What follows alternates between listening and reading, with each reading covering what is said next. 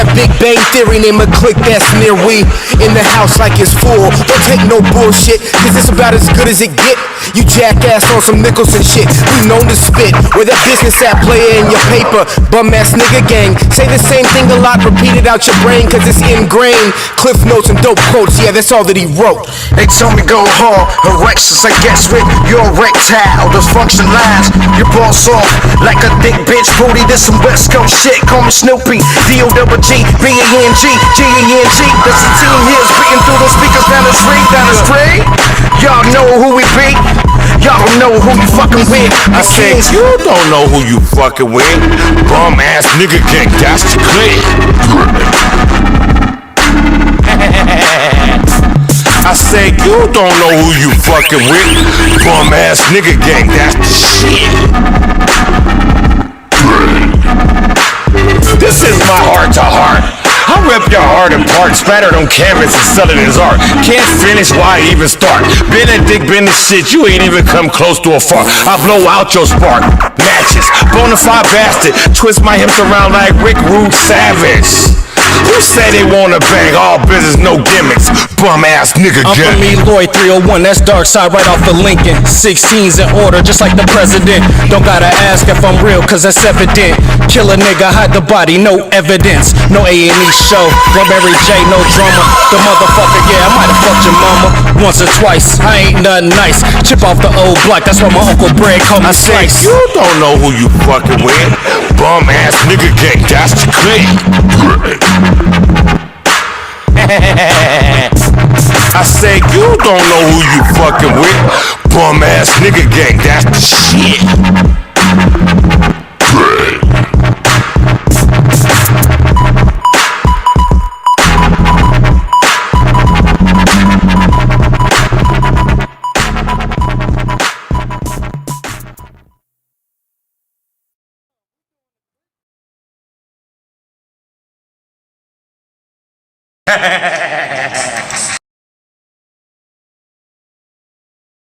Flawless victory.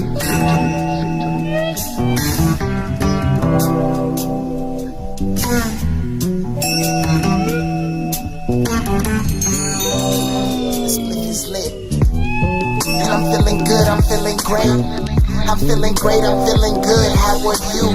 Big shit poppin' cause we make power moves. Niggas hatin' but we too busy to entertain them. We on the move. I'm too brave to care about what them cowards say or what they do. Can't give these ratchet girls the time of day. I'm sorry.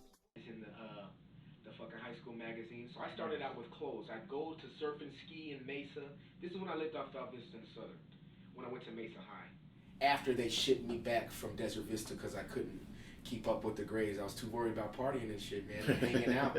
And the coaches came and picked me up for anybody in Arizona for fucking from Val Vista and Southern to Desert Vista every day, dog. Oh, wow. Every day for sports. They recruited our whole track team. Ken, Ugg, Darren, Anthony Moore, everybody. So that's where I started out. So even I was back wondering when you said Corwin Jackson, I was like, I know that name from somewhere. I know Corwin. His brother TJ was the first person I ever rapped with, on the microphone. The karaoke, we rapped over Outkast Elevators instrumental. And I fuck with the same cadence as that, but he sparked the rapper in me. So I owe a lot to that man. And his brother, like I said, in turn did the graphics. So Side Chicken, there's going to be a lot of meals, so y'all eat up. But I sat here and I was like, okay, well, let me get this clothing line popping. Clothing is working good. So a lot of friends were supporting and stuff. And then right after I graduated, Arizona Mills opened. So I got the damn Casio store was in there. I got the CTK keyboard that my mom bought me. It was like about $300. Changed my world. I was an athlete in high school. That's why my first marriage ended in a divorce. I think not only because I wasn't as attentive as I should have been, but it honestly was because she knew me as an athlete, the sports jock guy. So was there a trust issue? Not only that, but it was never. I turned into an artist. I wasn't an artist in high school. Oh, so she thought she was dating somebody else. She thought she was with somebody else. Yeah, you know what? So I transformed, and I kind of grew, and I transformed into somebody that I like. You know, but she just wasn't with that. And then, of course, we grew apart. But I went to the Casio store, and I just stopped doing sports. I wasn't doing sports anymore. All I did was make beats. So I've been making beats and producing for almost 16 years. Nice. And that was my first thing. I had my own place at the Shorebird. We had my first studio when I moved out at 19. Shorebird, man, and it was the days. That's when Violent Records with Jackpot, 8-1, man. Sean Spass, what's up, sir? You know, Audrey, my partner Cactus Jack came by. I met him through Demo. We ain't cool no more, but there's water under the bridge now. But nonetheless, I met him through him and his partner Seamster, Derek Seamster. And Heatstroke just changed my life. He changed my whole outlook on things. Because I was rapping, like I said, with TJ, Corwin's brother, first. And then I put out my first album in 2002, my solo album. I ended up selling an MPC and fucking getting the money from that and printing up 100 of my own CDs. I didn't know shit about mixing, didn't know nothing about nothing, right? So I just sat there trying to figure it out. And this is me off of that high of going from the Casio store, okay? And then, like, just fast forward a year down the road, I got Keyboard City that was in Mesa. I went and got my Roland XP80, and that was a professional keyboard. The Casio was cool to fuck around with. I was in this group called Mark for Platinum. They fucking had us sign contracts, and we didn't know what the fuck we was doing. It was just two brothers just trying to get it in. But they were trying. But nonetheless, I didn't know how to even make beats then. But they signed me as a producer. I knew I wanted to make beats, but I didn't make nothing worth. I had, yes, we from Arizona, smoking a marijuana. That's it. Like a simple little beep, beep. And then, so I got my Roland after that. After I got my Roland, the game changed. Me and Moses Kenyon, we call that shit the Kelly Roland. Because Destiny Child was popping right at the time that I got this 76 key black keyboard, sexy little bitch, dude. Fuck, dude. Yo, so I started making beats daily. Now, mind you, I moved out to my own place at the Shorebird. So I'm fucking dating my chick. We weren't married yet. I'm dating, I'm dating her, fucking studio nights, fucking trying to maintain jobs. I can't even tell you. I don't have fingers and toes the amount of jobs I've worked. You know, just trying to make it through. Like you mentioned, my personality and stuff may get me through and allow me to work at a lot of these places. I could fit to a lot of different things, but it doesn't mean that that's what I'm meant to do just because those skills fit their positions that they want me for. Yeah. So they never lasted. Dog. So I was sitting here working at Ugly Duckling, fucking you name it, dude. So I'm making beats every day. I'm getting good. Meeting Heatstroke, Jackpot, everybody coming through, J Don, you know what I'm saying?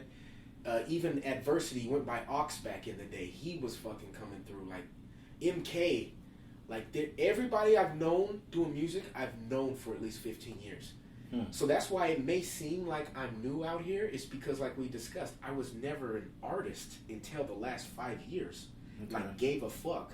When I met Heatstroke, I stopped rapping.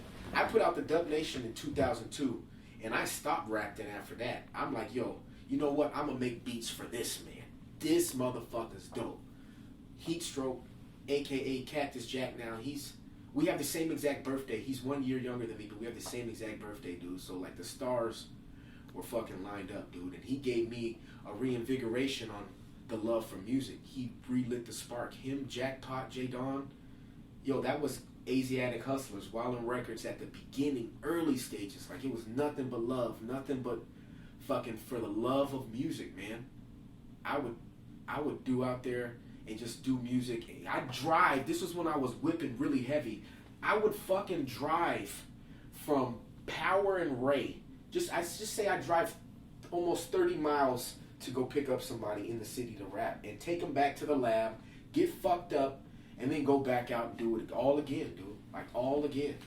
For the love of the music. So what happened to that crew? Man. How Jackpot say, too many drunken nights. To be honest, that... A story for a different day? Man, and no, honestly, no, we gotta let it go, man. It's honestly, I can't keep people out of jail. I'm not responsible for people's actions, like, you know.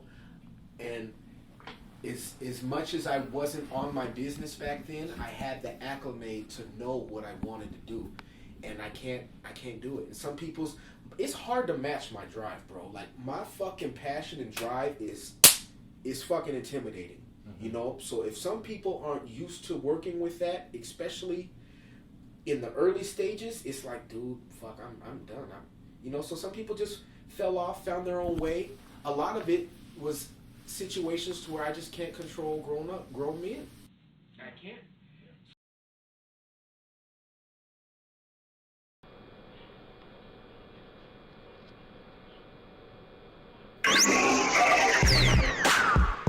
People, please, calm your nerves. Sit your ass back down. There's one too many rolling evidence trays for me to get it there. Hold on. Security. Oh my God. I cannot do this. I need a vacation. This that Big Bang Theory, name a clique that's near. We in the house like it's full. Don't take no bullshit, cause it's about as good as it get. You jackass on some nickels and shit. We known to spit. Where the business at, player in your paper. Bum ass nigga gang. Say the same thing a lot, repeat it out your brain, cause it's ingrained. Cliff notes and dope quotes, yeah, that's all that he wrote. They tell me go hard, erections, I guess with your erectile dysfunction lines. Your boss off like a thick bitch booty. This some West Coast shit. Call me Snoopy, D-O-double-G, B-A-N-G, G-A-N-G. That's the team here speaking through the speakers down the street. Y'all know who we be. Y'all don't know who you fucking with. I said, you don't know who you fucking with. Bum ass nigga gang, that's the clique. I said, you don't know who you fucking with. Bum ass nigga gang, that's the shit. This is my heart to heart. I rip your heart apart, spattered on canvas and sell it as art. Can't finish, why even start? Been a dick, been the shit, you ain't even come close to a fart. I blow out your spark, matches, bonafide bastard. Twist my hips around like Rick Rude Savage. Who say they wanna bang? All business, no gimmicks. Bum ass nigga I'm gang. from Eloy 301, that's dark side right off the Lincoln. 16's in order, just like the president. Don't gotta ask if I'm real, cause that's evident. Kill a nigga, hide the body, no evidence. No A&E show, Blackberry J, no drama. The motherfucker, yeah, I might have fucked your mama once or twice. I ain't nothing nice. Chip off the old block, that's why my Uncle Brad called me I said, Slice. you don't know who you fucking with. Bum ass nigga gang, that's the clique. I said, you don't know who you fucking with. Bum ass nigga gang, that's the shit.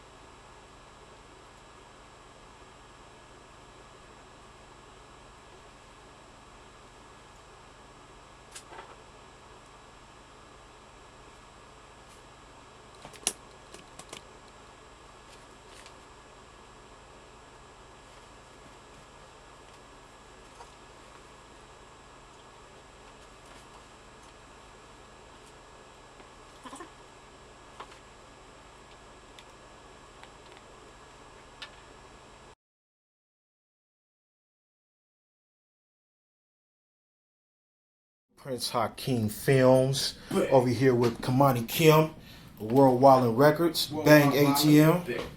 Yeah. So how you doing, sir? Doing gravy, and you? Doing pretty good. You know, last segment we got into a little bit who you are, where you from, you know, places you travel, things of that sort. Hey, and I'm sure everybody loves the dialogue, the history, and the history lesson, and everything like that. I wanted to get into more this time. You know what you're doing next. You know where your next shows are at, where people can catch your art, what inspires you about your art. You know the key points. You know as far as bringing everything together. You know your whole entrepreneur spirit. You know what drives you. Okay. Well, honestly, my next shows I'm gonna be doing some stuff at the Chop Walk, which is from a return of the open mic. excuse me, from with Sal and Haps. Okay. And they throw dope ass shows in Scottsdale, Arizona out there. So I'm going to be doing that. Then I also have First Friday set up at Fair Trade Cafe, the first Friday of every month. They shut down Phoenix downtown area and turn it into a super, all the art galleries and everything are open. So you get to have that experience with live music, live painting, and fucking great vibes. So I'm going to be doing that. And then I also set up online every day. You know what I'm saying? So they can find my stuff on MrIdia.com, MrIdia.com. You can find everything I got, and it'll take you to 4 different websites. Now, I built 4 websites, so that means that should let you know that you got plenty of different places to look for it and check it out. I do a lot of different, a little bit of everything, so actually all of it. So that's why there's so much to talk about and so many things to promote. Just dropped a new album called And the Winner Is, and I finally back rapping on my own beats again. The shit is fucking fire. So, you know. That's what's up. So being a journeyman. Yes, sir. Yeah, last time I think we even got in touched on that. Your not just enthusiasm, but what drives you, your ambitious spirit. And not just relying on everybody to get work done. Nah. Making sure that you. Well, you got to be your own bullhorn and the own engine in your car. You know what I'm saying? You can't rely on people to think that they're gonna promote for you as well or as much as you're gonna promote for yourself. You have to be able to have the energy, the motivation, the drive to be able to tell yourself that it's worth it. You can't wait for somebody to try to motivate you, but you have to actively seek out motivation to keep yourself healthy, So make sure that you're taking the tasks, any task you take on, make sure that you are actually setting up opportunities to get that out there, because a goal without a plan is a wish, man. You know what I'm saying? So what are you going to do? Are you going to make it happen? Or are you just going to sit back and be like, man, I wish they put me on. I can't wait till they put... Nobody's going to put you on. You know what I'm saying? So that's where the drive comes from, me wanting to succeed. And I define success as, doing your best and having other people appreciate you for it.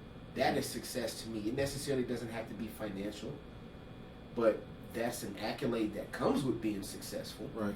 But success is doing what you love doing and having people appreciate your work, man. That's being successful at anything. And that could be not even your own personal work. It could be the work you do for a job at the moment until you fulfill your dreams. Just know that that's what it is, and that's how I feel.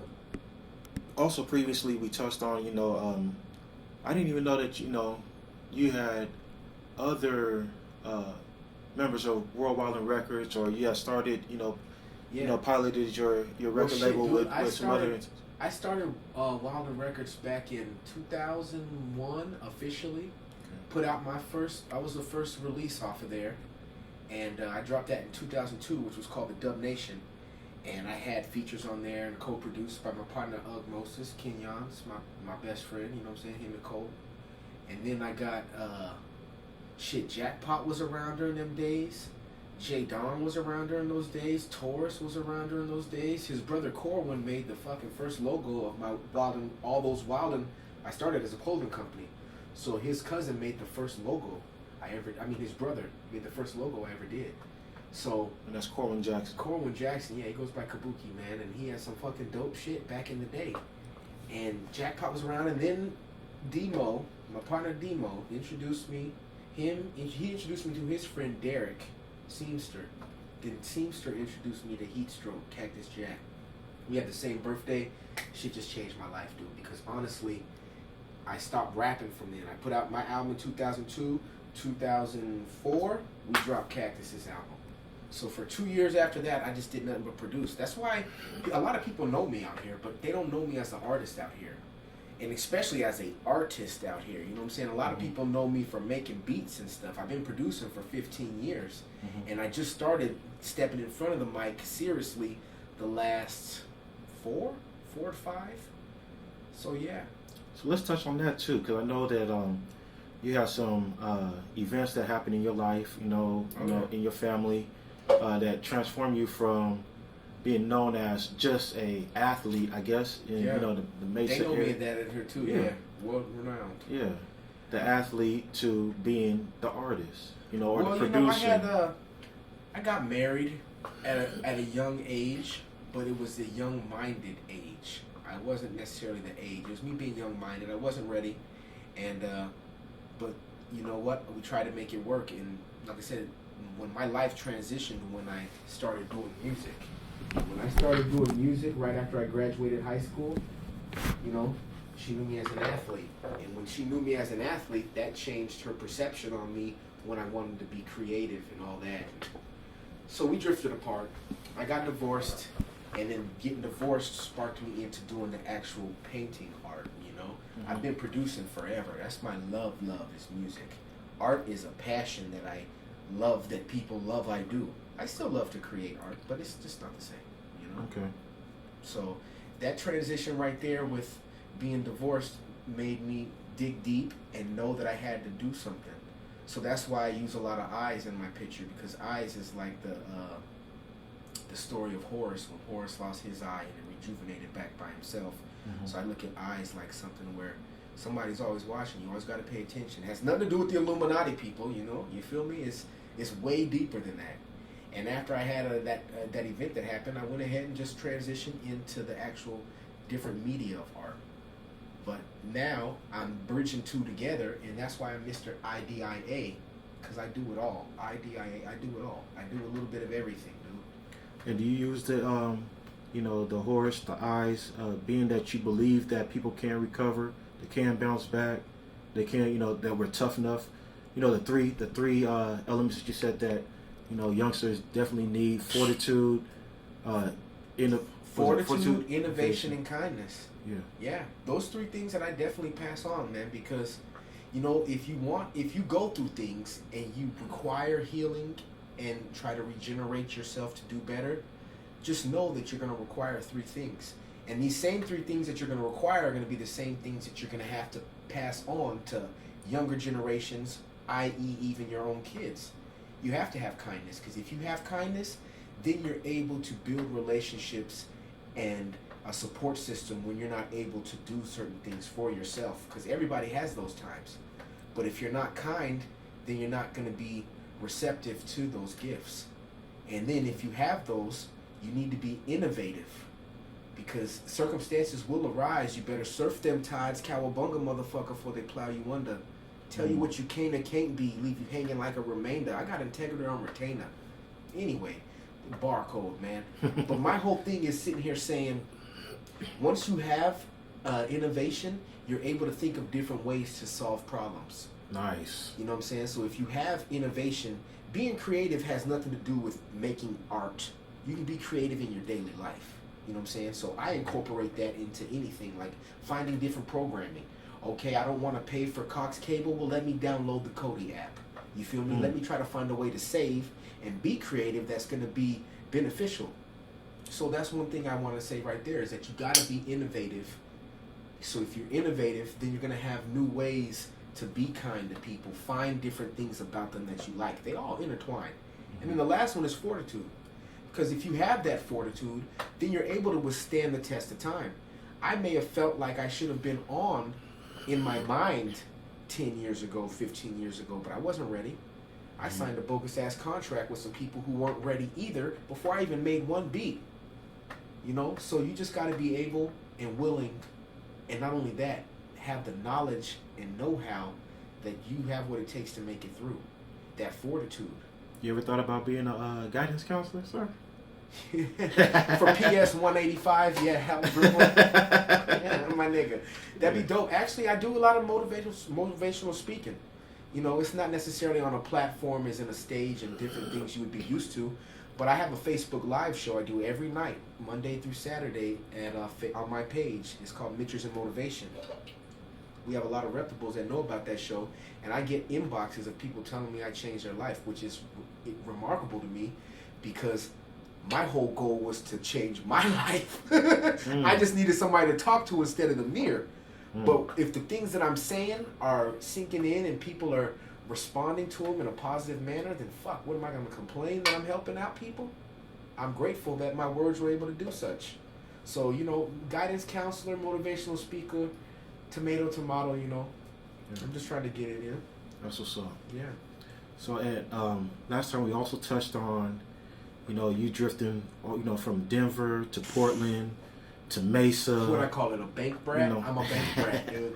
Yeah. You know, you have Army brats. Well, my mom worked at First Interstate. How old are Before you? Wells Fargo, yeah. Yeah, how old are Remember you? I still owe them money. Yeah, baby. Yeah, so my mom worked at First Interstate before it was Wells Fargo. So I was born and raised in Denver for 8 years. I lived out there and it was a great time. Both sides of my family live out there, you know what I'm saying? Shouts out to my cousin Tays. Both the Tays, they're twins. Geneva, Yana, I can go on and on. Anna, sisters, brothers, aunties. Nonetheless, I have all my family out there, and we left through a job transfer, and I moved to Portland for 6 years. And the benefit that I can say from moving to Portland was that I got to be around a lot of different, at the time, were minorities, because in Denver, I grew up around a lot more black folks, you know? So when I went to Oregon and was able to be exposed to different cultures and a lot more different races, there's a lot of Asians up there too. And I had some best friends that are fucking Asian. How does that sound? Like, well, my best friend's black. That's me. So I had a lot of best friends that were different races, man. So I was exposed to a lot of music, culture, and it was dope. And I started doing sports. I've always been an athlete. So it wasn't until, like I said, 2000 that I started doing that. We moved out here to Arizona when I was 14. So I've been out here for 20 years, over 20 years. So I'm from East Mesa, Val Vista, Southern, Power and Ray. That's me, East Valley, man, all day. Carry on, Mesa High, you feel me now? So there's a lot of people that have known me through my transition, and they've seen me grow and personally know that this is not a hoax or a gimmick or nothing like that. My crown is melted in black because I've been through hell and back. It's that easy, dude. You feel me? So you don't mind me asking, how old are you now, Kamoni? I'm 34. 34. 34 years young, man.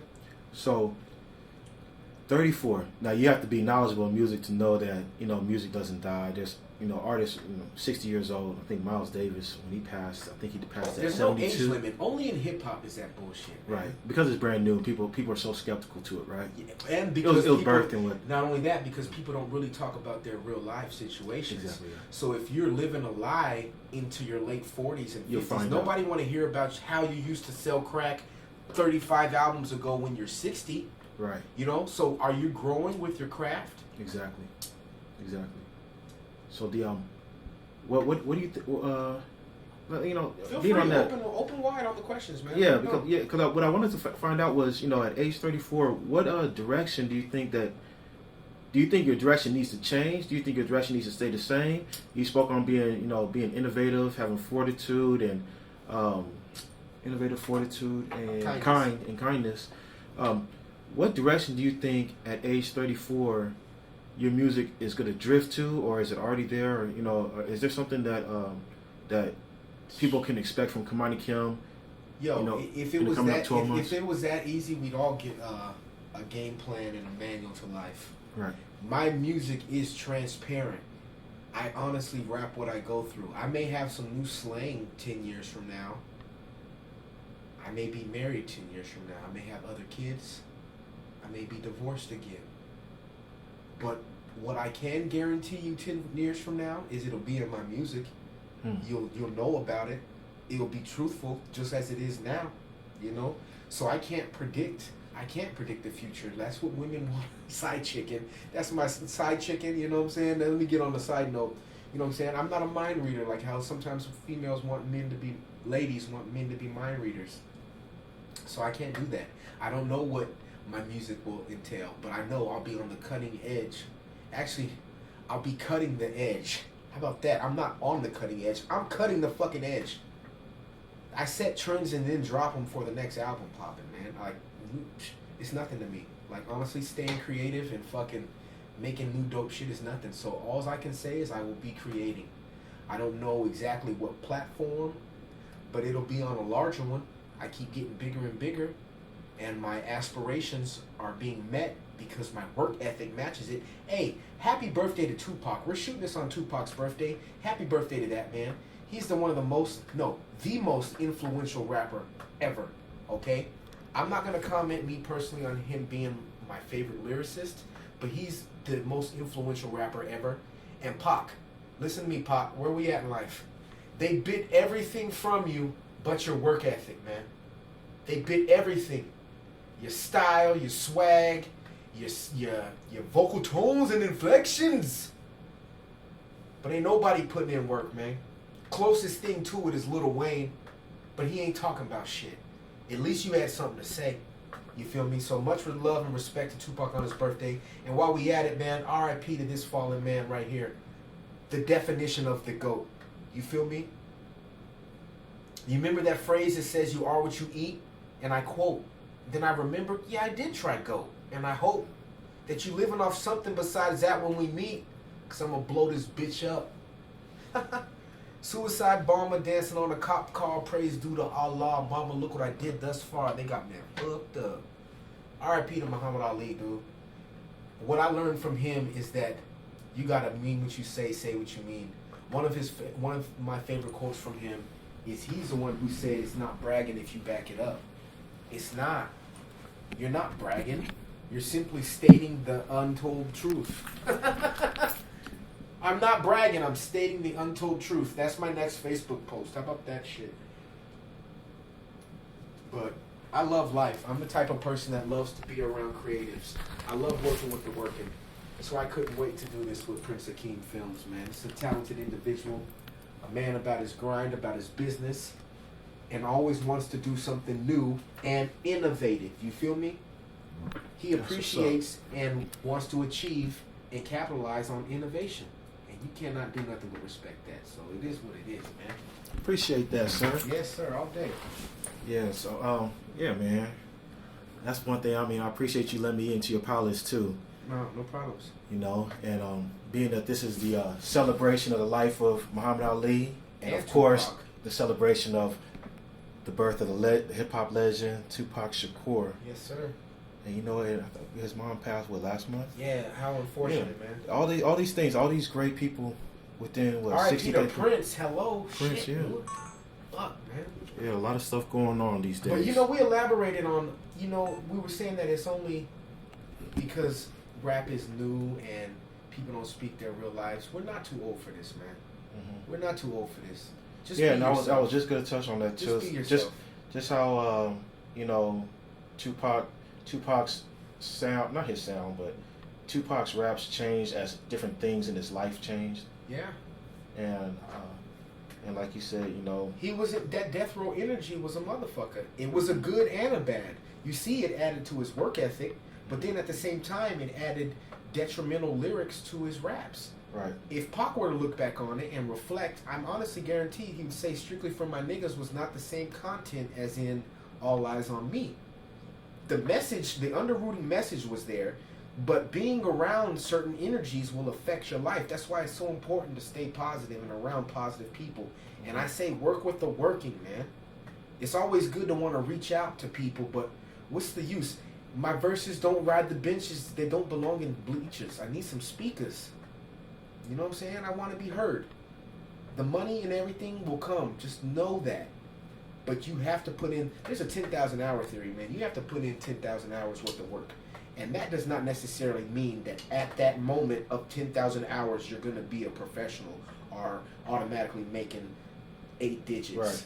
What it does mean is that's a baseline to say that you are a professional at your craft. Mm-hmm. How close are you to your 10,000 hours? Have you put in that work to be able to claim the accolades you think you deserve? Which is another fucking word I hate. Deserve. People only use deserve when it's the drastic measures of something they want or something they think somebody else should get. The bad and the good. Nobody ever says, I just don't like that word. So because if we go there, I would deserve a whole lot of shit, right? But it's all timing. Because like I said, I wasn't ready 10 years ago. I wasn't ready for everything, and I had a lot more bigger aspirations than just being a rapper, an MC. I'm an artist. Like the embodiment. I go by the last real artist alive, and that's real shit, dude. I really feel that in my bone marrow. I am the last real artist alive. That's what's up. Now, you said you're gonna be in Scottsdale this coming up week, right? Yes, sir. You're going. Then I'm gonna be at First Fridays every the 1st of August and the 1st of July. We'll be downtown at Fair Trade Cafe in Phoenix, Arizona. They shut down. It's on Central and Roosevelt. They shut down 7 blocks, and it's nothing but art galleries, big cool environment and shit. You know, I'm gonna be doing my damn thing. You know what I'm saying? We got brief pictures and recaps of all the art table, man. I appreciate y'all. You know what I'm saying? And Mr. Oop, see, not that. Can't do everything, I guess. My name is I Do It All, but Dance is my last name. But check out the website. Got dope ass shit. You feel me? It's cool ass stuff. Mr. Idea. MrIdia.com. Shout out to everybody that rock with me. Voodoo Bassolini, Benedict, since birth, Mr. Ugmosis. You know what I'm saying? Shout out to Neck. Shout out to Jay Wonderbread. Shout out to Bad Liver Jones. Shout out to all the new reputables that be watching Kimchi TV. Too many of y'all to name, but you know exactly who y'all are. Shout out to everybody who has been rocking with me for 15 years and seen my growth and progression. Taurus, Corwin, Ugg, you know what I'm saying? Shout out to my parents. My brother just had a new baby. I love you, bro. Congrats on being a first-time father. I love you too, Mia. Welcome to the world. Lucy, thank you. Props out to my sister. She follows all her dreams and goals. I hope you find your path, sis, and let it work for you. My new sis, Britt. And then I want to also say shouts out and respect to my lady, Michelle. I love you, baby. Mrs. Robles. Squirrel bat. You feel me? That's a little insider. We got some inside weavers, but that's my love, man. We go through it, man. I give her hell, but I give her hell so I can give her heaven. You feel me? And I don't want to do that, but life is hard, and it's finding that balance. And she's allowed me to work through it. That's the main thing. She's allowing me to work through it. I love you for that, babe. So it is what it is. Happy birthday to Tupac. Again, shout to Prince Akeem Films. You know what I'm saying? We got flies in here, but you boys are from Africa. You should be used to that. You feel me? Yeah. Yeah, you feel me? I want to thank you, sir, man. Go ahead and check out his website. He shot the click video for Bang, man. So shouts out to all the crew members, man. Worldwide Wildin', man. Swallin' Records, man. I am Kamoni KHEM, MrIdia.com. Bang. Business and no gimmicks, man. Building a new generation, too. You pick. That's what's up. Check out Kamoni KHEM at all them places that he just talked about. Check To out New his Arizona. art, his music, his production, his beats and everything. And you These motherfuckers hate my face. you can check all our new stuff out on PrinceAkeemFilms.com. You damn right. Till next time, it's your boy Kamoni KHEM, Prince Akeem. Bang.